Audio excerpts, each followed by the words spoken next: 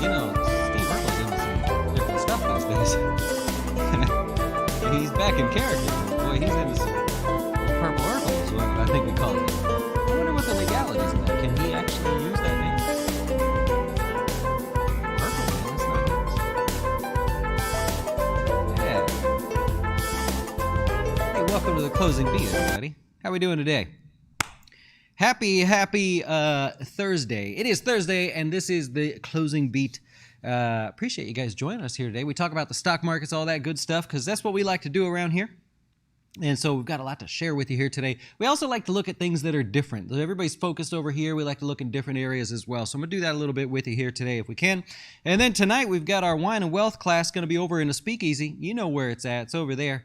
Every Thursday we do a class in the Speakeasy to talk about getting your dough straight, doing things a little bit different. And tonight I want to talk about using Nest Egg for other goals. Doesn't have to be just retirement. I want to know everything about you guys. So I've done some recent examples with clients where we were talking about refinancing houses, different goals that they had, and I want to show you how we can do that so that when we get together, well, I know everything about you, right? So we can get really, really detailed instead of just these general YouTube kind of answers. Those are fun, but they're not very specific. So that'll be tonight over in the Speakeasy. Hope you'll join us there. Also on a research site, if you want to join us there, it is $13 a month. And we just did a pullback scan for stocks that are pulling back. A lot of those stocks are already starting to bounce, although I would say today's a bit of a weak rally. We'll cover that in a second. But if you want to join us on the research site, you can do that. We got a couple posts coming up every week where we just try to share things different, do things in a different way. And so hopefully that is something that helps you or maybe you're interested in. Let's get into the stock market here today because we got a rally. A tech-led rally, just like we talked about yesterday. What's going to move the markets higher? It's going to be tech. Well, if we look, actually in the S&P, when we say tech, we're going to say mainly semiconductors today. A lot of those names got a bit of a bounce today. You got Lam Research, AMAT. These are oversold bounces, basically what you're seeing. They just fell apart here and giving you that little oversold bounce. Decent ones. I would say that's probably the one area of the market that stood out today as kind of impressive. All right, so a little bit of a rally there. The rest of the market, not so much. I really think this is kind of an unimpressive bounce, if you ask me. Here's the S&P. Off the 50-day moving average, very obvious technical area. Actually, a lot of the indices look like this. But we were actually headed lower. Check this out. Throughout the day, I'm going to go into here. So we got the stock market opening up, get everything going. Yeah, right, we're recovering. Everything looks good. Then it started fading away. Darn near went negative. I think the NASDAQ did go negative there temporarily. And right there, just about 5 minutes before the low, we had the announcement there from the CDC that those that are vaccinated can go actually do basically whatever they want without any masks and everything. And that sparked the next rally into the end of the day. Other than that, we were losing steam. I got to tell you, it looks like we were going to reverse that day, which wouldn't have been good. So for whoever came up with that idea to post that story from the CDC and get that topic out there, it worked. It worked. Let's look at the Russell here. So I'm going to zoom out. There we go. You got the Russell 2000 leads the way today. It's still up about 10% year to date. Inside the Russell 2000, it's going to be your meme stocks. GameStop, 13.6%. Are we doing this again? AMC, 25%. Are we doing this again? Come on, man. Are we doing this again? I can understand AMC a little bit, but GameStop, I got nothing, man. I don't know what you guys are doing. You got the Dow. Up about 12% year to date today. Also, a bounce right off an obvious technical area. That's the blue line always on my charts, the 50-day moving average. The only stock that was down in the Dow today, I believe, was Chevron. Chevron, yeah, just a slight down day. Energy was weak today. But that's basically it going on in the Dow. Nice attempt at a rally. Tomorrow will be the what do you call it? The confirmation. Do we see the same thing tomorrow? If we see a weak rally tomorrow, that would make you a little bit worried, but we'll see what happens. You got the S&P also up about 10% year to date. Talked about that there. Now, aside from Tesla, which sold off another 3% today, we'll cover that.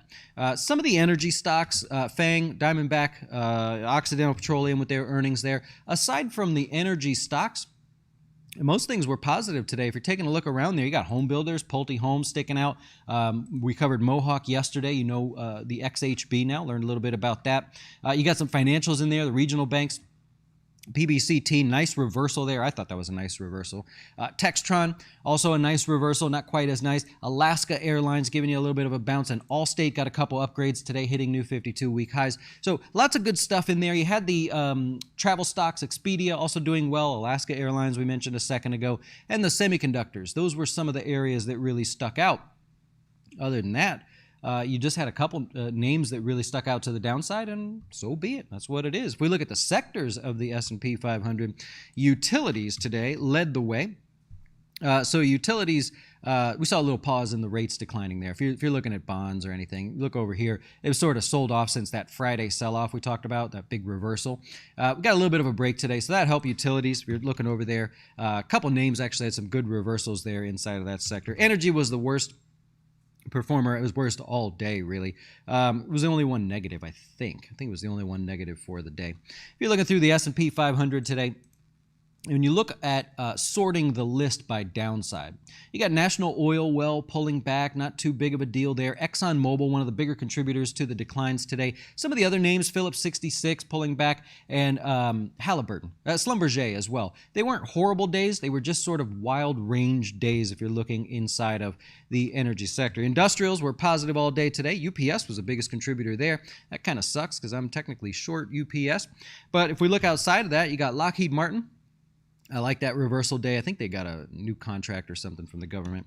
And 3M, not one that gets a lot of attention, but nice reversal day there. Also, it pays a 3% yield, so just a couple notable names in the industrials. And the financials, all positive today. JP Morgan was the biggest contributor, almost back to new highs there. I would point out that Franklin Templeton was the best performer, and a nice reversal there. So it pulled back just a little bit. 2 days there of a pullback before the reversal there. The exchanges looked a little bit weaker. Still positive on the day. CME Group hitting new 52-week highs. That one kind of looks the best out of all of them there. Taking a look at gold.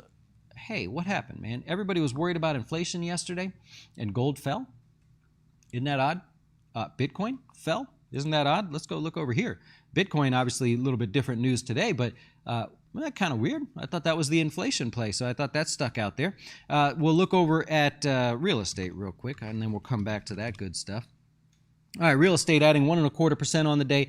So rents have officially bottomed. Looking at the CPI report from yesterday, the inflation report that everybody was focused on, rents have bottomed and have started accelerating again.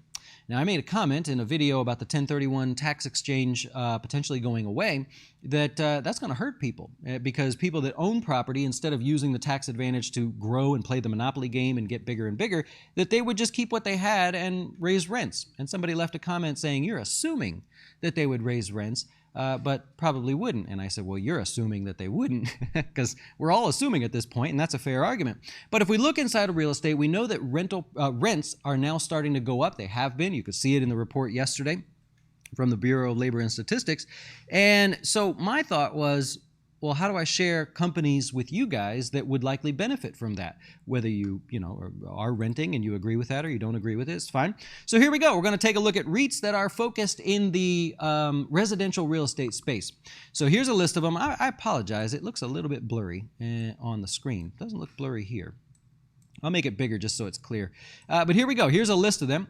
I put them in order by market cap. So the largest companies down to the smallest. We include their dividend yield because a lot of people like that. And of course, REITs do pay out dividends there.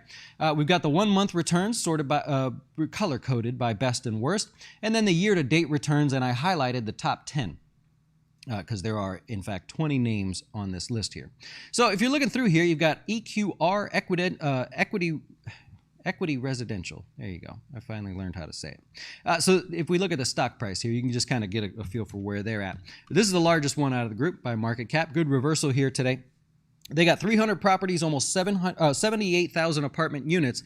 98% of their revenues come from residential apartments, right? So if rents are going higher and they're getting basically all of their revenue from that, that's a good thing there. Now they're focused on Boston, New York, Washington, D.C., Southern California, like Los Angeles, Orange County, San Diego, San Francisco, Seattle, and Denver. So that's their regional exposure if you want to take a look at that. They did just sell 679 units in San Diego for $315 million, but they are focused on continuing to expand in those areas. So if you want to do even further research and see how those areas are doing, at least you now know what this company does. Avalon Bay, I think that's the second one on the list. Let's pop it back up for you. Yeah, Avalon Bay, I've heard of these guys in terms of seeing actual property there. 3.2% yield there. It's up 5% in the last 1 month, and one of the better performers over the year here so far. If you take a look at the stock performance, nice, tight, clean, crystal clear uptrend. Nothing to argue about there. These guys are focused on the higher end with like a higher rent approach. So they want the nicer built. They want to build the nicer buildings, buy them, and they want to charge higher rents there. New York, New Jersey, South Florida. They've got 291 locations, 86,000 units. They're building 16 at the moment, if that's something that you want to look into further. Invitation Homes, also residential, a little bit different approach there. Essex property, still higher in terms of yield. Obviously, if you're a yield bug there, you probably want to move away from Invitation Homes, and also not performing. So you're getting a lower yield with less performance, at least for the year. Maybe not so interesting. Essex property, we won't go through all of them, I promise. Dividend yield, basically 3%, one of the better performers here this year. And if I look at that, I say, well, that one hasn't taken off in the last month. Is there opportunity there? Because I'm looking at this here. One way to look at it, 1 month returns are about average. They're not really that great. It's one of the better performers for the year. That tells you it's taken a break. So it's sitting here doing nothing. It's going to give you an opportunity to get in there. Now, these guys are focused in the coastal areas there, especially on the West Coast, California, Seattle areas, 246 communities, 60,000 units. They're building 6 others, and these guys are not opposed to taking a profit. So you might notice a little bit more turnover with them. If they see a profit, they'll take it. They actually just sold a community in California for $60 million. They made $25 million on it. They were like, yeah, let's take the dough. Let's get out of there and get running on. Remember, that gets paid to you because they're a REIT, so they got to pay those shareholders. All right, what other ones can we do here? You got UMH stands out a little bit. Worst performer here. Let's look at that. Your biggest pullback, preferred apartment communities, down 7%. So APTS is a ticker symbol. These guys are known for having they'll spend the money to have the youngest portfolio in terms of how old the buildings are. So that's something that people look at in REITs there. They're not all residential, though, so you want to keep that in mind. It's probably why they're one of the worst performers there. They do grocery store anchored buildings. They do residential. They also do loans, so it's not a true residential pure play there. Good stats, though. I looked it up. They got 95% occupancy for residential, 98% for retail, and very little in the way of, what they call them, rent abatements or deferrals. So for people that said, I'm behind because of the virus, I'm not working, whatever, a lot of apartment communities have said, tell you what, we're going to push back that rent for a little bit. You pay a little bit now, pay a little bit later. Only 2% of this REIT's entire revenues in terms of rents were pushed back, right? So that's not too bad, and only 0.7% in retail. So they didn't get hit as hard, largely because they're grocery store anchored type environment. So grocery stores, you know, they stayed open and everything. So there you go. Just a little bit of a breakdown. I'll let you see this here one more time if you want to take a look. As rents are rising, where can you look? A quick, short list. Not telling you to buy these, but I'm saying here's a filter to get you through. You see something you like, you do a little research, you're quick to find the position that you're looking for, maybe to fit your portfolio. How about that? Who else does that for you? All right, new highs and lows for the day. Consumer defensive names. That kind of took the list. You'd say consumer staples, right? You could say it that way. They kind of took the dominant side of the list today. Mondelez was one of the better performers, and it was one of the better performers all day. So it did sell off a little bit, but not as much as the market throughout the day. Hershey's kind of maybe an inflation play here as well, but you got 2.4% gain on the day, hitting new 52-week highs. Tyson's in the same boat, largely known as an inflation play, 1.7%, and new highs. Clean up trend there. They're raising prices. People are paying them. Norton LifeLock, 3 days in a row. Big gains for them. Hits new 52-week highs here today, so looking good there, and I would say very extended. And International Paper there, I just thought it was a nice reversal. Hit new 52-week highs. I like that it pulled back for 1 day, and that's all you get, right? You normally, like I was saying yesterday, you want to see it pull back nicely, and then you'll buy when you get closer to an average. Nope, International Paper saying, chase me. You have to chase me if you want to be participating in this. All right, let's take a look over here. Stocks in the news. And if you have questions, I'll do my best to answer your questions. All right, so you got Sonos up 7% here today. Beats by 34% on revenue. Come on. Come on. These companies are just killing it here. 45 cents they earn versus a loss. They earned 31 cents versus a loss of 14 cents. That was good. Good for them. You know, I mean, a great little waterfall drop, technical. You have the technical pattern. You got the earnings now to back you up. You got a recipe for a bounce there. Alibaba, weaker than expected earnings. I think it was their first loss in 10 years. So obviously getting hit there. I like that this breaks down. We just talked about this. You don't chase it. Let it break down and use the breakdown as your entry point. It's not easy to do, but there you go. Huh? There you go. Oh, come on. Casper, there you go. These guys make mattresses and they send them to you in a box or something. Lose 52 cents there. Stock started higher, sold off. Probably, I mean, just a lot of competition out there. That's a tough one. Yeti, a good reversal off the 50-day moving average, beats by 17 cents. Revenues are better than expected. They're profitable now. They should be selling $45 cups to hold your water in. They also raise guidance going forward. People are spending money on that sort of thing and those really ridiculously expensive coolers that apparently keep stuff cooler longer. Bumble gets beaten down today. Earnings are better than expected. They did raise guidance. They got beaten up here, man. It's a tough company. It's an IPO. They're trying to find their way to making money there. I get it. There's a lot of like viral traction and stuff like that, but not looking like it was worth the $50 that it was trading at. So a tough one there. After hours, you got Airbnb. Airbnb. There you go. So Airbnb is trading about $1 or $2 lower. Not too bad in terms of what's happened there. They beat on revenues. They said 5% year-over-year growth. Loses $1.95 a share. Average daily rate for an Airbnb is $163. That's up 35%. But the company said that's probably going to be going lower. So something to look at there. All you crypto people, with Bitcoin down 10% on the day. Thanks, Elon.